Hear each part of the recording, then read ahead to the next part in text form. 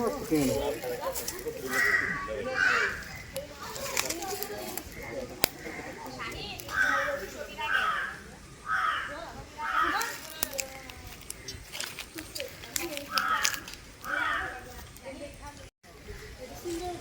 കത്തിക്കണം എന്നുള്ള മൂടാവില്ലേ?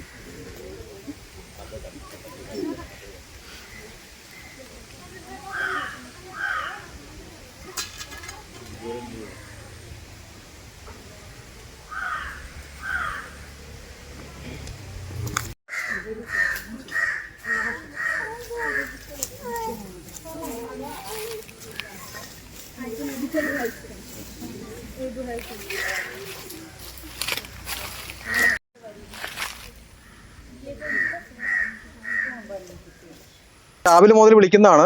ഇത് വളരെ ജനങ്ങൾ തിങ്ങിപ്പാർക്കുന്ന പ്രദേശമാണ്. ഇത്രയും വലിയൊരു പാമ്പ് ഇത്രയും കാലം ആരുടെയും കണ്ണിൽപ്പെടാതെ ഇതെങ്ങനെ നടന്നു എന്നുള്ളത് വളരെ അതിശയമാണ്. കാരണം അസാമാന്യ വലിപ്പമുണ്ട്. മൂർഖനാണെങ്കിലും പെൺപാമ്പാണ്.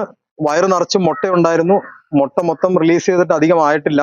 അതിനുശേഷം പാമ്പിന് ഫുഡ് എടുക്കാൻ സാധിച്ചിട്ടില്ല. അതുകൊണ്ട് പാമ്പ് അല്പം ക്ഷീണിതനാണ്. പാമ്പിനെ എത്രയും പെട്ടെന്ന് വനം വകുപ്പിനെ കൈമാറി വനത്തിൽ അഴിച്ചുവിടുന്നതായിരിക്കും.